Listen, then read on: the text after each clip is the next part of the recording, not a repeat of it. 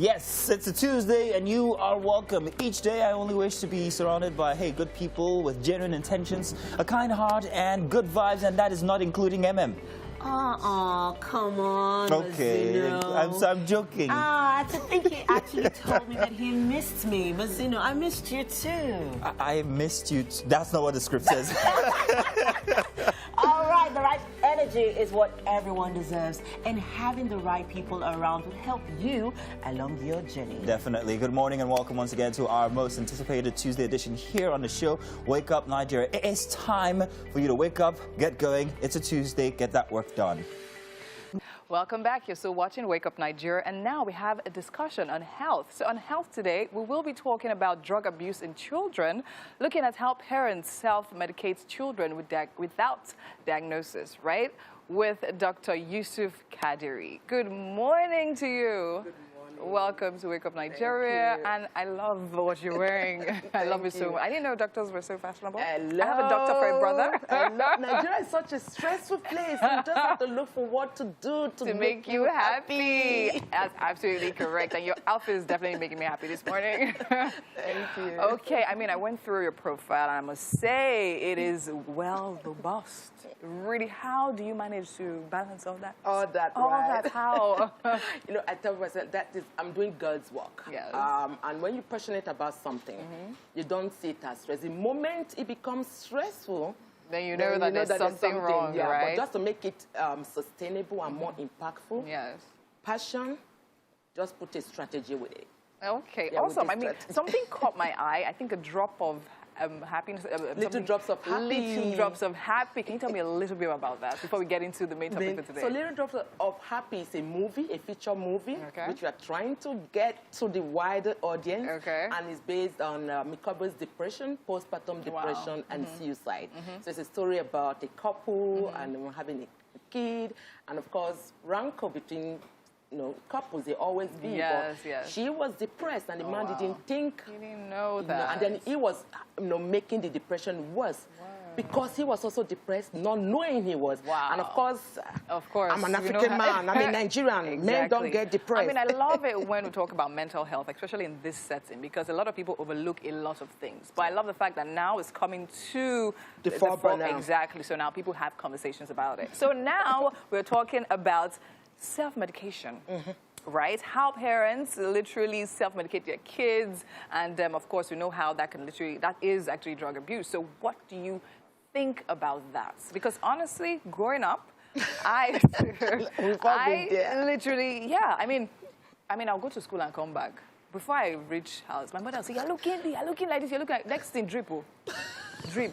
3. Or take this. I'm telling you, drip straight. But the good thing is that she was a nurse. So, I'm like, okay, it's mommy, so it's fine. So, tell me a little bit about that. But generally, when you look at medications, right, there are drugs or substances that you use in treating medical conditions or maintaining health. True. And it can be prescription drugs or non-prescription. Prescription has to be, given by a medical doctor. Why not prescription? Or over-the-counter drugs are the ones that would everybody can get paracetamol, cough syrup, allergy medication. But the truth is that they are drugs. And when it comes to self-medication, as adults, it may be easy. But for children, it's something that parents should really look into, because the truth is that the moment you start self-medication, that means you are doing the diagnosis and then you are treating and without the doctor's advice. And a lot of times you find out that we leave a lot of medication. Maybe you started one medication, you didn't finish, another one you didn't finish, and then you have like 2, 3 children. Then the middle child has XYZ, and you say, that was how my first child had XYZ. I think it's the same thing. No, it's not the same thing. Because the truth is that why do we even have doctors and pediatricians? It means that, yes, I'm a doctor. Like me, I'm a doctor now, but I'm not a pediatrician. I'm a psychiatrist. So if I have a child that's not feeling fine, I go to a pediatrician. But oftentimes we use the fact that we are parents. We have years of experience. And we've been there. No. You must calculate the dosage you give a child. So when the child comes, that's why they ask parents, how old is your child? 3 months. The doctor is already calculating the dosage. So if it's a syrup, it's giving you that calculation. But no.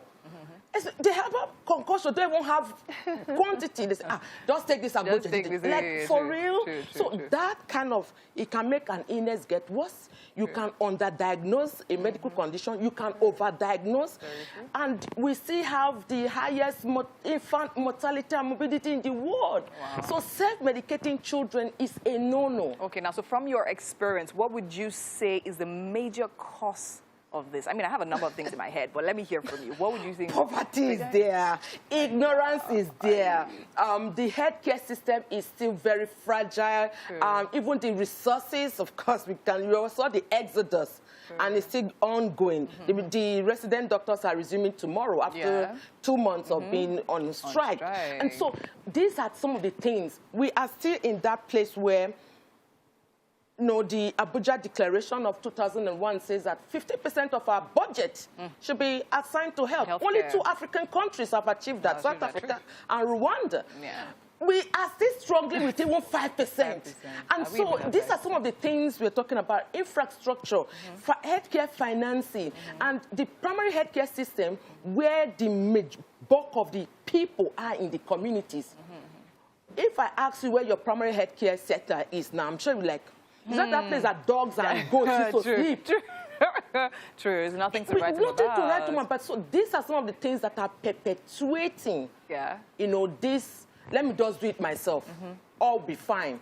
And of course, the religiosity that we have now, God is in control after all. It's like God that they used to give. Pray. Okay, now, speaking about that, right, exactly. Now, I want to, like, merge religion and tradition, right? So I was having a conversation with a friend not too long ago, and we were talking about how we're talking about childbirth and all of that, and how, okay, certain women from a certain part of Nigeria, they don't do the normal antenatal and all of that. And then again, they also carry that same behavior after the child is born. They don't go through certain processes because they believe, I mean, our mothers have been doing this even before, do you understand, science, like, got to this part of the world and everything. So in that situation now, people have literally proven methods to them which traditionally work.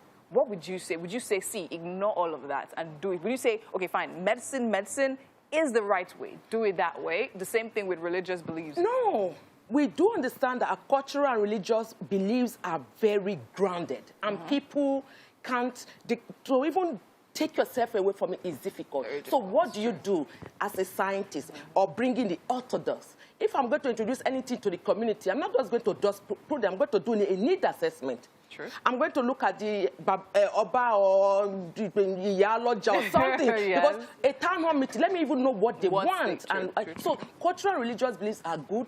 Tradomedicals are still there. So the thing is that so anyone you are doing, go for it, and then let it be that it's something that is working. It's not causing more harm. It's not killing people. It's not bringing a lot of complications. So these are some of the things that we should look into as parents, especially mothers. Mothers are the natural nurturers. So they're the ones that most times gives the medication. Even if you find a home, I'm the doctor in my house. My husband is not the doctor. But when our kids are not feeling fine, he's the one saying, are you giving paracetamol? I say, when did you become a doctor? Like, let me do this. Let me do it, And no, we need to even go to the doctors. I'm not a specialist in that area. So parents, when it comes to self-medication, they should take a back seat. It's not one size fits all. And it's not what has happened to my child A that will happen to my child B, because we now have antimicrobial, antibiotic resistance, and it became worse during COVID. With all the mixture, and then let me take this, the virus will not. So that antibiotic resistance is so high now that when you eventually need a particular antibiotic, it doesn't work. And that doesn't, because you hear some people telling you, because we are going to be on a journey from Lagos to Benin tomorrow, let's start taking flagyl. You don't have a running stomach. Nothing is wrong with you. What are you preventing? True. Thank you so much. I mean, I have so much to ask you on this, but then again, we're short on time, so we have to go. Thank you. Thank you again.